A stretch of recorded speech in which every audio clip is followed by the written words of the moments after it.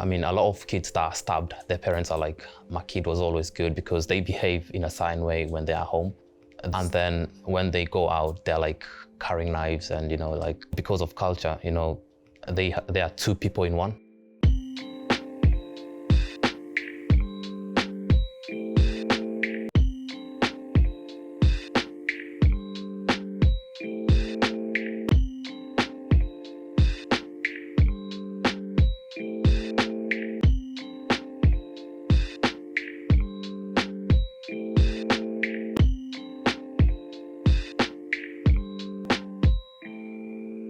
How's it going, guys? I'm Alisha. And I'm Shelina, and we're student ambassadors here at the University of Winchester.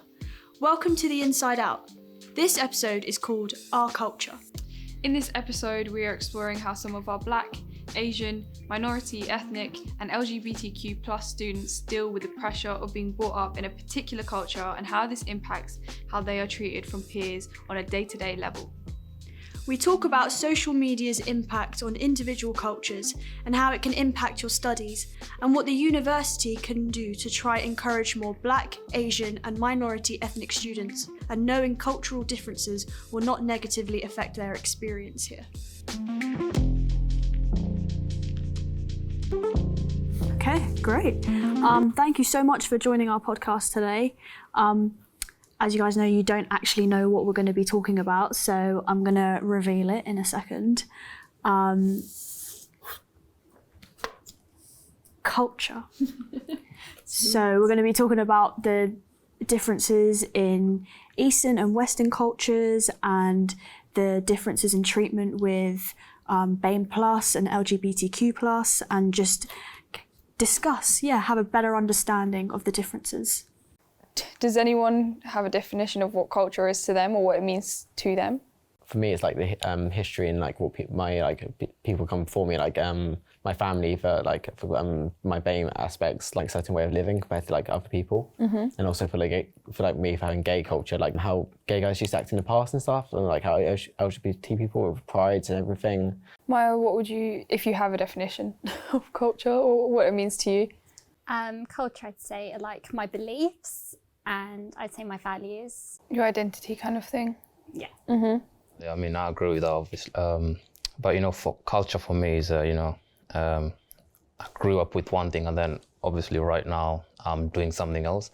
When you say you grew up with one thing and you're doing something else, what do you mean? Well, basically it's, growing up following certain rules and then being with other people who do other things. And, it's part of their culture, and then you've got your culture, and then there's two of them conflicting, and then, you don't know what exactly to do. That's a really interesting point, because some of us are here like mixed cultures, so you have to it's a whole clash of East and West and where you fit in and things like that. Yeah, I don't know how you guys don't have an identity crisis. Yeah, we do. Yeah, we do. You have all these cultures that you have to life. deal with. Yeah. I mean, I'm quite lucky like that. I only have this culture. If I moved somewhere else, then I would have to then diverge into that. How you guys manage that must be difficult. Has it always been difficult for your whole life? Well, that's the thing. Do you guys think you have an identity crisis? Because I do. I feel like my parents know me, but that doesn't mean they know me fully. When I'm out, No. And that's okay. No, it's not about. I mean, I always found it being more difficult when I was younger. During school time, and obviously we're not an adult just yet, so you do still have to live under your parents' rules and things like that. But I found it more difficult when we were younger, just to have a little bit more freedom, get your license, get a car, and but go I don't to know uni. if that changes. For me. It doesn't change as such. They sort of just slowly adapt to the fact that you can't just be trapped in your house all the time, and you do have to go live your life to some extent. Do you guys think you have the same problems? Yeah. Yeah. If I'm going out for certain reasons, my parents won't know that, and I'll have a reason why what I'm doing, like an excuse prepared, just because of how I've been brought up and stuff. You're mixed, aren't you? So you've got loads of cultures. Yeah, I've got a lot. I did an ancestry once, and it was unconclusive. How do you deal with that? How is it at home? I mean, my dad's kind of got the scary Latin side. He gets angry quickly, but also if he's calm, he's really calm. But then my mum's just always been the scary one of my parents, and when I'm going out in evenings with my friends and stuff, at home, I have to tell her who I'm going with. She has to have a number for at least one of them, and it's just because parents. I'm really sorry, that's my phone. Yeah, it's his parents. We hear you talking. No, you're joking. It's an alarm that texts my parents. Is it? Oh, Yeah. Oh, wow. But isn't that good that your parents care so much? Because the English culture is but more like, there's a line. kick them out. You know, This is just sometimes. off you go, come back when you're ready, don't kill yourself or end up in jail. That's kind of general rules when I Yeah, went it out. definitely is an overprotective factor to it. Yeah. there is. But in turn, you actually become more rebellious because you've been told so much, don't do this, don't do that. It makes you want to do that thing even more. My dad goes from one extreme to the other. Yeah. So it was, you can't go out past 7. I don't know why. He was really scared. And then he goes, you need to be more rebellious a few years later. And I was like, what's that supposed to mean? It's like, go out late, just stay out late, go have some fun. And like, he stayed out with me till like 3 a.m. once. Sometimes you don't know where the line is, you know, when you get older and then all of a sudden you're allowed to do things and it's like, well, when did we discuss when and what I was allowed to do? I've lived in London with my dad for a little bit, and the reason as to why there's so much stabbing and so much rebellion in London is because a lot of parents tell their kids not to do things that, you know, they end up doing. I mean, a lot of kids that are stabbed, their parents are like, my kid was always good because they behave in a certain way when they are home. And then when they go out, they're like carrying knives and, you know, like they are two people in one. And especially like the black people, you know, the Indian people, because we are meant to behave in certain ways around our grandparents, around our aunties. And then when we are with our cousins, it's something else. Or when you're with your friends, it's, you're a totally different person. I think it's important to note that not everything in our culture is bad. Like, like you were saying, Benji, like culture's identity. And if you look at the LGBTQ community, like, it's like their identity and all the things that they do. But that doesn't mean that things don't have to change now, because there are a lot of things that just don't work anymore. That means that your culture's changing. Yeah, the culture's the beauty, always isn't it? changing. Yeah. Culture is always changing. So this generation, your generation, is a different culture to your parents. And etc. And it's important that, like, sometimes we live over here. We are a mixed culture, so we have to adapt. We're not somewhere else. We are actually being exposed to this. We like grew up in school, and everyone around us is doing it, and we're like, why are we not allowed? And why are we not allowed? Elliot, you have your own kids. How does that? Luckily, the two of them are only just age of going out. But all of you guys, I take it, you sit down with your parents round a table for a meal. Yeah? Sometimes, Most of the time, there's a family communication. Absolutely. Yeah. A lot of people in this country, it's not like that. TV has become the new parent. So there isn't that communication you have where we used to. And so that's where the culture's changed for the wrong in this country, where there is none of that. So there's this disassociation from parents to their kids. Obviously, then people go to your guys' houses and they see this whole family thing. And has any of your friends gone, wow, this is amazing that you sit down to dinner? Not the amazing reaction. All right, maybe not amazing, but different. Just this is different. Yeah, it's different. But you know, like there's what your parents are like with guests, and then there's what your parents are like with you. Oh, very different. So they'll act in a certain way when you're with your friends and there's family. And people will be like, wow, this is so impressive. And then when they go, they're like, right, we are back to default settings. And I don't know about you guys, but I know that my parents, in terms of culture, have learnt a lot from my friends. Yeah. In particular, my white friends, my friends coming home. I don't know if any of you share the same. Well, for me, I mean, I don't know if it's just my culture or like how I've been brought up by us, and my cousins are the same and stuff. Your parents will never really act the same way around like someone outside the family as they will around someone who's part of the family, because it's just like they want to present a better image. Because what you're worried about what others think. Yeah, my mum's like worried about what people would say and all this stuff, like especially when I was little. Did it ever affect when you came out? Oh yeah, and I feel like fully, like my mum's got this like weird culture where she's got Asian heritage, but then also like, because she did live with her birth mum for a bit, and she's been brought up with this, but then she was adopted when she was young, so she's got white heritage and Asian heritage mixed together. And like she was never okay with the gay part until recently. Like she said, maybe keep it a secret for like until you're in college or until you're university and stuff, or maybe not try and make it obvious as much, and like all these different things. From my dad's side, it's completely different. So they weren't so accepting of it at first? No. Now, like, it's completely different now. I mean, university, I think she's kind of become more accepting of it. I think it's quite common in the BAME culture. I don't know if you guys have any opinions or like why you think it's so hard to accept. Yeah, I think it's based on religion plays a huge role in that, because If I didn't mix with other people, my opinions, especially on LGBTQ, will still be, you know, in the old-fashioned way, because you're born into this, they give you rules, and then, you know, you go and then you read, you read the Quran, the Bible, or whatever religion you're into. Did they let religion like just take over your life? I don't think it's just BAME for that, though, because I know like growing up around this homophobic or transphobic or like anything queer, and if you grow up around it, you'll get implanted in your brains. Like I know tons of people our age who like are slightly homophobic or slightly transphobic, and they just don't realise what they're saying is like offensive, or they don't care because it's their families like teaching them these things. Are there any other pressures in and surrounding our culture that you think we face that affect your choices? Yeah. Academics. Yeah. Definitely. So like being from like an Indian background, in our family it's all doctors, lawyers, accountants. There is pressure to like get all A stars. Like a lot of my parents, it was like straight A stars. With my brother, it was all the same. And I always felt like I had to match up to that. Like my friends at school were like, oh yeah, my parents don't really mind what we get, like as long as this. But I was under like a lot of pressure. I think it affected me massively. It's one of those things that perhaps need to change.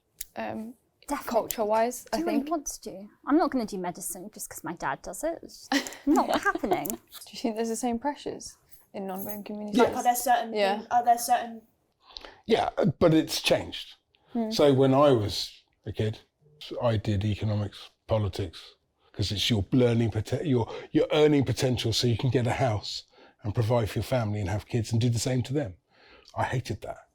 I wanted to be creative and I was never allowed to be. And it took me till I was 45 to be able to be creative. A lot of my generation, so all of us who felt so pressured into doing stuff that we didn't want to do, that yeah, you can have all the money in the world, you can earn a load, I've earned lots, but I was never happy. Do you know what I mean? That's why I've come to university. Yeah, I was running my own, I was a really successful company, but I sold it. I didn't want to do that because it was I was doing 90-hour weeks. I had no creativity in my life. And I wasn't inspiring my children to be creative. You know, they just saw me being exhausted and tired and, you know, not happy. And now they see a different side to me because I am happy and doing what I love. Our parents' pride of joy is the Indians, Africans, and all those other people. It's when we are successful, because whenever they are with the other mums or the other aunties, as you call them, it's like they say, my child is a doctor. And then like if the other woman is like, oh yeah, mine is a bus driver, even if like being a bus driver is what they really wanted to do, it's just gonna be like, oh yeah, you're not a good parent, you know, you failed as a parent, that's why your children are not successful. So it's not very good for us because we end up doing what they want us to do. And then you live a life of just, you know, waking up and not, you know, just looking forward to retire because you're living someone else's life. You know, it's funny, I saw this this meme, and it was how the common pressure of becoming a doctor or something like that. And it's like they pressured their child into being a doctor for 7 years, and when it comes to something like COVID-19, they don't listen to what their child is telling them to do. They listen to like WhatsApp. Yes. You know, it's just that whole like, what are you actually, you're not doing this for them, you're doing it because of like society. But like going off of that and like WhatsApp and social media, we're wondering what you guys think the impact of social media on culture. Is there an impact? Because I see a huge impact. There's positive and negative impacts. I think positively there's like education and we see people like us now, but there's also the negative side. And I was looking at something like colorism, and that's a big thing in India, and how the fairer skinned you are, the better. And there's literally like bleaching products sold in India for women to like bleach their skin, because the fairer you are, the more beautiful. And then if you look at the Western culture, everyone's like wanting to tan and become like darker. Positive or negative, what do you think the impact of social media can be on your culture? I'll start with the negatives. Like I don't have my parents on any social media network because I used to, and then, you know, it would just be like my mom, if it's a girl, she's like, is that your girlfriend? I ended up just, you know, like blocking her, and I know it's bad, but you know, I think it's worked out for the best. But there's a deeper meaning behind that, the fact that you don't want them to see any of the stuff that you get up to. So it's like you're living a double personality or a double life. Yeah. Like you act and behave a certain way at home, and then you act and behave a certain way when you're out. But isn't that everyone though? I feel like everyone like Everyone on the planet. Everyone to some extent, but especially within your culture, I feel like there's more of a because generally you don't contrast. need to share everything with your parents. There's things that you don't need to in general, but then there's a but a through difference. social media. I mean, I blocked mine too. I blocked mine too because my dad commented on one of my pictures. And my friend goes, "Is that your dad?" I was like, "What?" And then she showed me the comment. I was like, "No, that is it." And I blocked him. I blocked my mum, and then my mum was looking at it through my cousin's phone. Yeah, well, that's the thing. They'll find a way, and that is terrifying because some of the stuff you put on there, which is pretty much innocent, which we've all done, parents will go, "Whoa, yeah, you're not going out again." Ever. Yeah, that's what you're wearing. God. It's important to know, like, we know that our parents want to, like, to shield us from certain things because they are older and they know, but we also need to experience things ourselves in order to learn. Can I say something on gay social media culture? Of course, yeah. So like a lot of under 18 guys go on these dating apps designed for gay guys, and it's not safe. I don't know a single gay guy who wasn't on Grindr underage, like under 18. It's dangerous for their health, dangerous to their well-being and safety, and it's also just it actually is illegal. But there's positive aspects to gay culture on social media, like on TikTok now. There's tons of guys who do makeup and stuff, and if I had that when I was younger, I'd be much more confident with who I am now. It's good for the generation we're coming out with. It's a lot easier to find your people. Yeah, Yeah, Do exactly. you know what I mean? The people you can connect with a lot easier. yeah, absolutely. So, Elliot, speaking of people, finding your people, like you said, and all of us being students of Winchester, so let's take it back to almost a student experience, this like Winchester bubble that we're all in. What do you think that the university can do in terms of like trying to encourage more BAME plus people, LGBTQ plus people, in trying to feel more comfortable within the university, knowing that there's differences in all of these cultures? I think they need to arrange more connection to people. Like Nathan, you remember Nathan? It took him 2 years to find his gaming people who played Dungeons and Dragons every Sunday. It took him a long time to find that. Where I think, I mean, they do it. The university does it, but I think it just needs to be more prominent. Sort of like here, if you want to try this, if you want to do that, if you want to do this, this is where you go and speak to this person. Because everyone who's the rep, who's in charge of it, is normally really friendly because they want people to do it with them. Yeah, exactly. When I came to uni, I literally was like, why does nobody looks like me? Yeah, And I was like one of the only brown people, and that's how we met, like in a toilet somewhere. We were like, oh my God, you're Indian. You're Indian too. Right?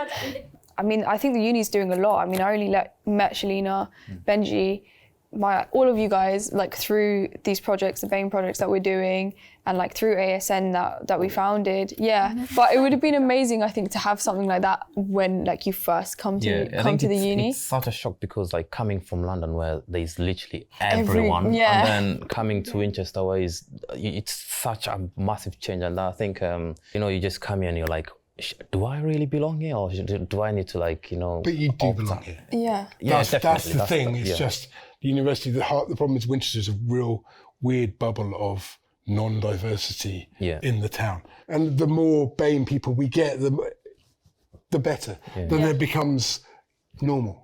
You finding Asian Student Network is helps, and I know fact because I'm going to be running a stall hopefully in Freshers Fair, so you can get more freshmen and students realising this is an option you can go to. So the Freshers Fair is fine, but these people have already chosen to come to Winchester. Yeah. The ones you want to be are the open days, surely. Yeah. Where people are coming and say, look, we do have BAME, we do have an Asian network. Yeah. So well, it needed to be a thing. It wasn't a thing before I made it for them to see. No, exactly. So you need to show that. So Winchester can show that actually there is diversity and that they want everyone to come. It's not restricted to white middle class people. Yeah. Well, amazing points, guys. I'm sure all of us and everyone at the uni will hopefully hear, and hopefully it's just going to get better with these kinds of things. And we can just get the word out there more and know that everyone can feel safe and welcome and belonged here. Yeah. Absolutely. Thank you, guys. Thank you so much.